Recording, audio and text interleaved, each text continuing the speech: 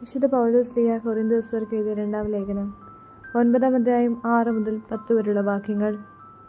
സത്യം ഇതാണ്: അല്പം വിതയ്ക്കുന്നവൻ അല്പം മാത്രം കൊയ്യും, ധാരാളം വിതയ്ക്കുന്നവൻ ധാരാളം കൊയ്യും. ഓരോരുത്തരും സ്വന്തം തീരുമാനമനുസരിച്ച് വേണം പ്രവർത്തിക്കാൻ. വൈമനസ്സോടെയോ നിർബന്ധത്തിന് കീഴ്വഴങ്ങിയോ ആകരുത്. സന്തോഷപൂർവ്വം നൽകുന്നവനെയാണ് ദൈവം സ്നേഹിക്കുന്നത്. നിങ്ങൾക്ക് ആവശ്യമുള്ളതെല്ലാം സദാ സമൃദ്ധമായി ഉണ്ടാകാനും സൽകൃത്യങ്ങൾ ധാരാളമായി ചെയ്യാനും വേണ്ട എല്ലാ അനുഗ്രഹങ്ങളും സമൃദ്ധമായി നൽകാൻ കഴിവുറ്റവനാണ് ദൈവം. എഴുതപ്പെട്ടിരിക്കുന്നത് പോലെ, അവൻ വാരി വിതറി, അവൻ ദരിദ്രർക്ക് ദാനം ചെയ്തു, അവൻ്റെ നീതി എന്നേക്കും നിലനിൽക്കുന്നു.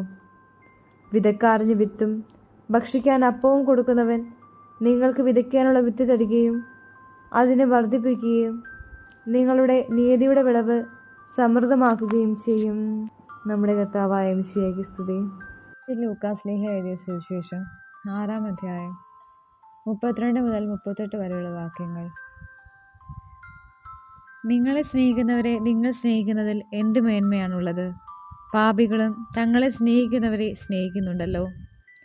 നിങ്ങൾക്ക് നന്മ ചെയ്യുന്നവർക്ക് നിങ്ങൾ നന്മ ചെയ്യുന്നതിൽ എന്തു മേന്മയാണുള്ളത്? പാപികളും അങ്ങനെ ചെയ്യുന്നുണ്ടല്ലോ. തിരിച്ചു കിട്ടുമെന്ന് പ്രതീക്ഷിച്ച് വായ്പ കൊടുക്കുന്നതിൽ എന്തു മേന്മയാണുള്ളത്? കൊടുത്തിടത്തോളം തിരിച്ചു കിട്ടുമെന്ന പ്രതീക്ഷയിൽ പാപികളും പാപികൾക്ക് വായ്പ കൊടുക്കുന്നില്ലേ?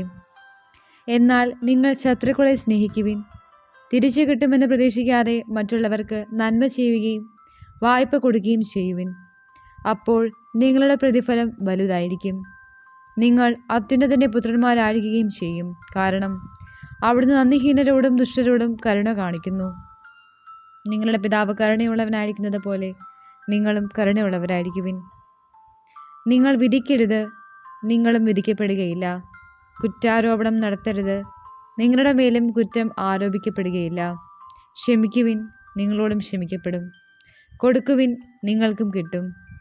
അമർത്തിക്കുലുക്കി നിറച്ചളഞ്ഞ് അവർ നിങ്ങളുടെ മടിയിൽ ഇട്ടുതരും. നിങ്ങൾ അളക്കുന്ന അളവ് കൊണ്ട് തന്നെ നിങ്ങൾക്കും അളന്നു കിട്ടും. നമ്മുടെ കർത്താവായ മിശിഹായ്ക്ക് സ്തുതി.